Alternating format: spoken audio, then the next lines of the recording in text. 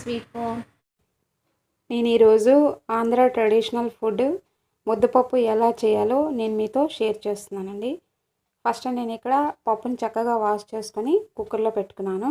ఇప్పుడు stove on చేసి దాంట్లో కొద్దిగా వాటర్ వేసి దాని తర్వాత దాంట్లో ఇది బాగా చక్కగా కుక్ అవ్వాలంటే 1 టేబుల్ స్పూన్ మనం ఆయిల్ వేసుకున్నాం అనుకోండి, చక్కగా కుక్ అయిపోతుంది. ఇప్పుడు కొద్దిగా పసుపు, కారం ఇవన్నీ వేసి మనం ఒక 5 విజిల్స్ వచ్చేంత వరకు మనం కుక్ చేసుకోవాలి. పప్పుని చక్కగా కుక్ చేసుకున్నాం అనుకోండి, ఇది చాలా ఈజీ, చాలా తొందరగా అయిపోతుంది. ఇప్పుడు నేను పప్పు కుక్ చేసుకున్నాను కదా, ఇప్పుడు దీనికి తడక పెట్టుకోవాలి. ఇప్పుడు స్టవ్ ఆన్ చేసి కడాయి పెట్టుకొని కడాయి కొద్దిగా వేడైన తర్వాత నేను ఇక్కడ ఆయిల్ వేస్తున్నాను. ఆయిల్ తగినంత వేసుకోవాలి. ఇప్పుడు ముద్దపప్పు చేస్తున్నాను కనుక నేను దీంట్లో కొద్దిగా నెయ్యి కూడా యాడ్ చేస్తున్నానండి.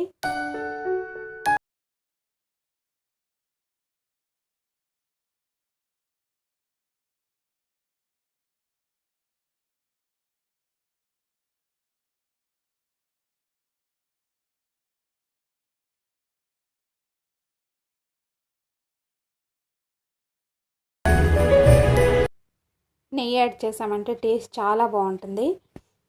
మనం తినేటప్పుడు ఆ ఫ్లేవర్ తెలుస్తుంది అన్నమాట మనకి. ఇప్పుడు ఇవి చక్కగా వేడైన తర్వాత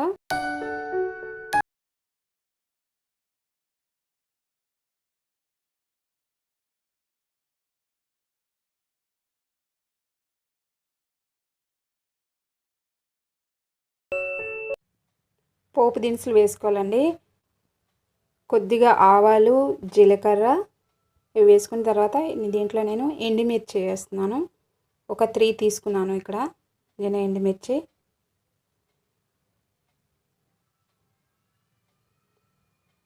ఇప్పుడు చక్కగా ఫ్రై చేసుకొని నేను ఆల్రెడీ కట్ చేసి పెట్టుకున్నానండి ఆనియన్స్. ఇప్పుడు కట్ చేసి పెట్టుకున్న ఆనియన్స్ కూడా దీంట్లో మనం వేసుకోవాలి. ఇక్కడ నేను ఏంటంటే తెల్లుల్లి కూడా కట్ చేసి పెట్టుకున్నాను. తెల్లుల్లి దీంట్లో వేస్తే ఫ్లేవర్ చాలా బాగుంటుంది. ఒకసారి మీరు యాడ్ చేసి చూడండి. ఇవి చిట్పట్లు ఆడతాయి కదా. నేను ఇప్పుడు ఇక్కడ మూత పెట్టి నేను కుక్ చేసుకుంటున్నాను. దీంట్లో నేను కరివేపాకు కూడా కట్ చేసి పక్కన పెట్టుకున్నాను. కాసేపు అయిన తర్వాత ఇప్పుడు దీంట్లో మనం కరివేపాకు కూడా మనం యాడ్ చేసుకోవాలి.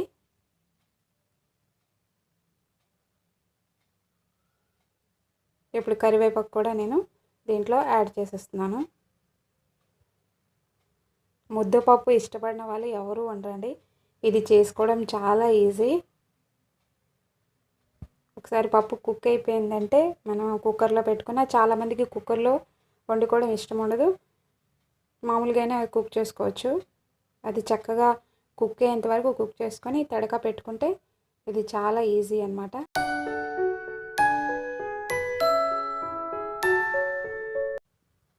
పప్పు మనం ఇలా కుక్ చేసుకోవాలండి. ముద్దపప్పుకి బాగా కుక్ చేసుకుంటేనే అప్పుడు ముద్దపప్పు బాగా వస్తుంది.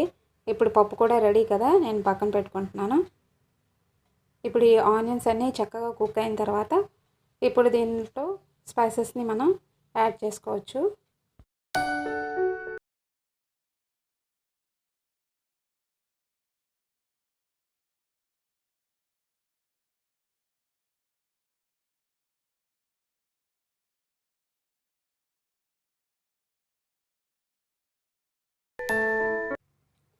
ఇప్పుడు ఆనియన్స్ అన్నీ చక్కగా ఫ్రై అయ్యాయి కదా.